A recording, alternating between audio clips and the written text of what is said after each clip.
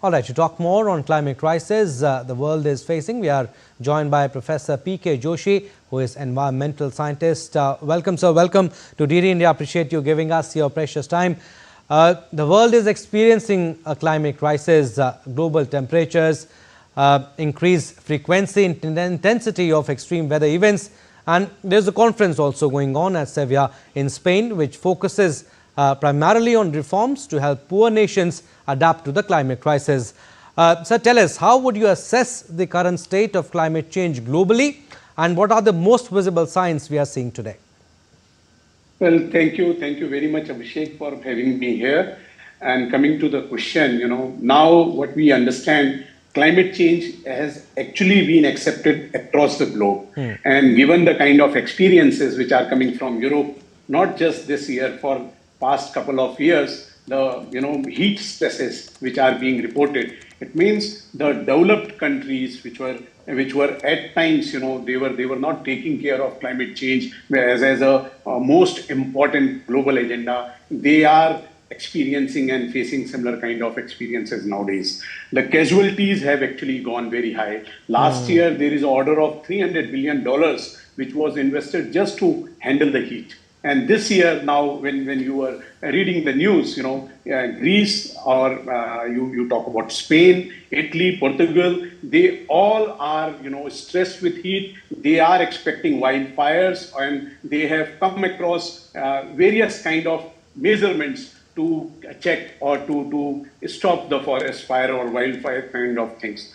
Particularly Italy, out of 21 out of 27 places where they have reported meteorologically the kind of heat stress which is there, they have banned the outdoor work. That is the gravity through which climate change is being seen.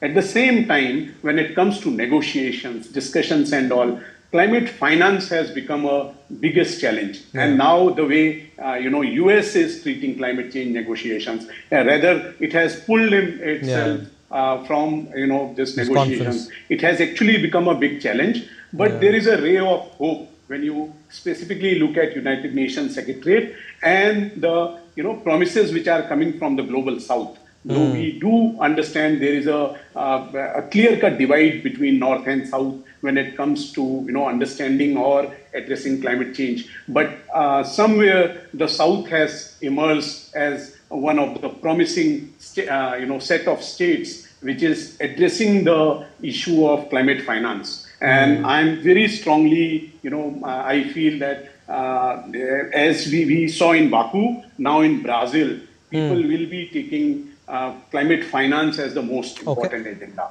And also, Professor Joshi, since we spoke about the conference in Sevilla, what are the biggest climate-related challenges that underdeveloped nations or the poorer nations face today compared to the wealthier countries? Well, you will always be able to appreciate that within the underdeveloping countries or non-developed countries, there is always a marginal population. And when you look at the hazards or disasters which are as a result of climate change, this marginal population is affected the most. So it means a fair amount of people who are residing in underdeveloped or developing countries, they are facing such type of challenges. And most of the small island countries or the countries which have a larger coastal areas, they basically account for such a set of, developing countries. So given the, rise in temperature and the sea level rise, they have much larger challenges. At the same time, what we get to understand is, among these countries, the gender imbalance, wherein women-led resource dependence is very high, or indigenous communities are highly dependent on resources. They have a lot of outdoor activities to be carried out.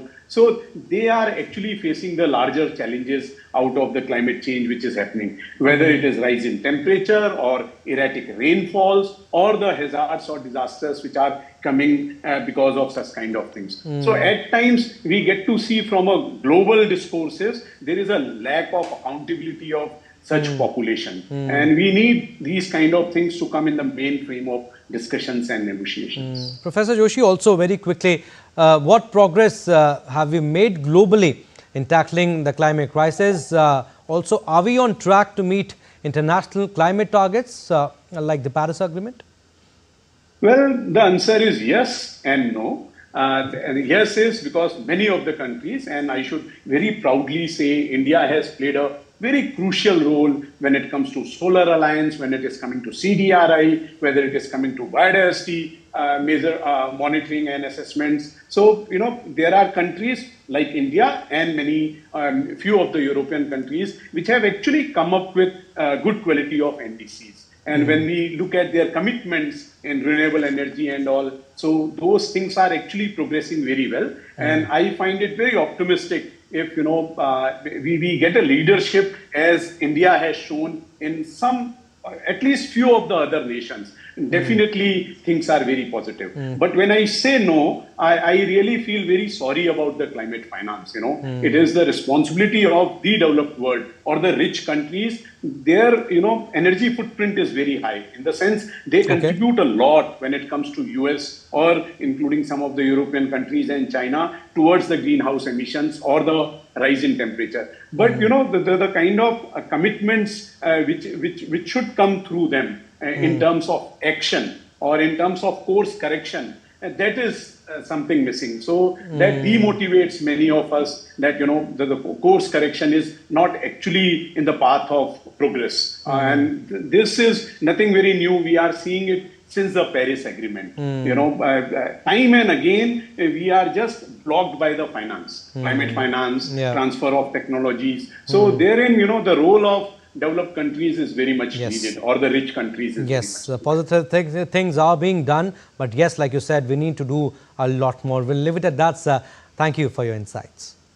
Thank you very much.